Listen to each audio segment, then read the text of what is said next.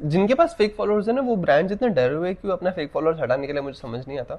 So this brand has 15,000 fake followers, वो मुझे approach करते हैं कि हमको सोशल मीडिया मार्केटिंग करना है, वी डोंट हैव एंगेजमेंट, हमको एंगेजमेंट बढ़ाना है। तो रफली महीने का 40-50 हज़ार का ही सेल आता है, और उसमें से सब हटा के उनका सब वो they are running based on performance marketing, और उनका मेजर चंक आता है मार्केट प्लेस से, तो उसका 30% मार्केट प्लेस लेके जाएगा 1,000 रुपये में से, तो 700 रुपये बच गया।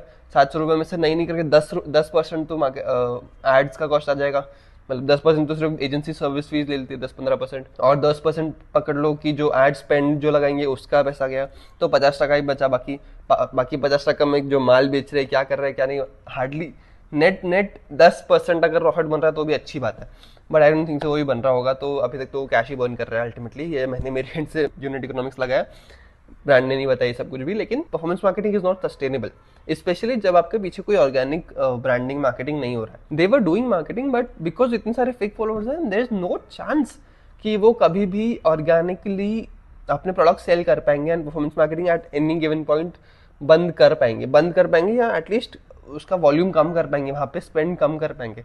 कभी भी फॉर कभी भी रिसेशन हिट हुआ या कुछ भी मार्केट प्लेस में कुछ और चीज़ की वजह से डिसरप्शन आया ना बिजनेस में, they will not have the funds to performance marketing में लगाने के लिए। एट सम पॉइंट तो उनको प्रॉफिट की नीड पड़ेगी ना।